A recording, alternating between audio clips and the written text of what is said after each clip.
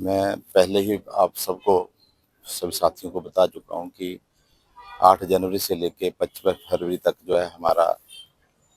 नरेगा का जो स्वरूप बदला गया है। भारतीय जनता पार्टी की गठबंधन सरकार जो केंद्र में है, उसको लेकर के आज पार्टी ने हमारे को जो एक गाइडलाइन दी है, पूरे देश के अंदर जिला स्तर पर जो है 11 बजे से लेके 2 बजे तक हमारा सभी का कार्यकर्ताओं का, पार्टी की जो हमारे वरिष्ठ नेता हैं मेरे साथ यहाँ पे सबका, और हमारे कोऑर्डिनेटर हमारे विकास ठाकुर जी आए हैं पीसीसी की तरफ से। तो आज ये जो उपवास रखा गया है 11 से 2 बजे तक, ये इस संदर्भ में रखा गया है कि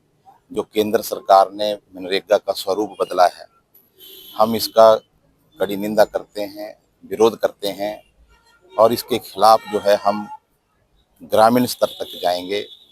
और केंद्र सरकार को झुकना पड़ेगा, क्योंकि जो हमारी पंचायतें स्वतंत्र जीत करके आती थी, वहाँ पे प्रधान पंचायत हमारे जो विकास के लिए स्वतंत्र रूप से, चाहे खेतों का सुधार कार्यक्रम हो, खेतों का भूमि सुधार कार्यक्रम हो, रास्तों का निर्माण हो, और भी अन्य जो विकास की जो हमारी गतिविधियां थी, वो सारी की सारी ठप हो गई हैं। एक तरफ भारतीय जनता पार्टी के नेता विकसित भारत, जय श्री राम की बात कर रहे हैं। हम सब सनातनी हैं और हम सब राम को मानते हैं,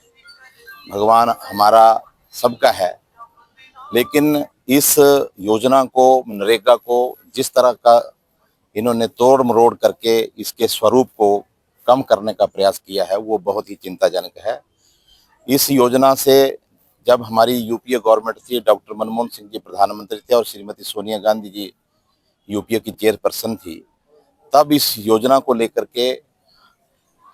हिंदुस्तान में इसको लागू किया गया, और इस योजना से पूरे देश में एक सर्वांगीण और चहुमुखी विकास नजर आ रहा था। बाकी योजनाओं में चाहे बजट हो चाहे ना हो, लेकिन जो मनरेगा थी, इसमें 100 दिन का रोजगार लोगों को गारंटी थी,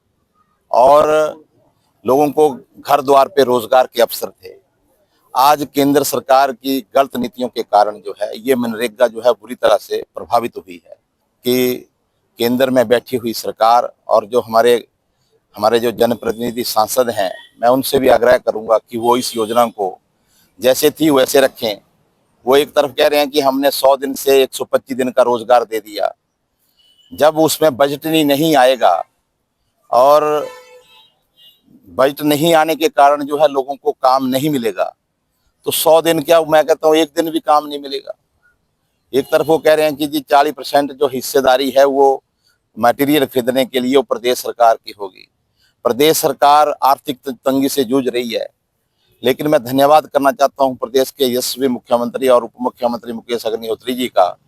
कि उनकी सूझबूझ से प्रदेश का विकास जो है अग्रसर हो रहा है। लेकिन जो केंद्र से पैसा आ रहा था, उसके साथ बहुत जो जितनी भी हमारी योजना थी वो सौतेला व्यवहार किया जा रहा है।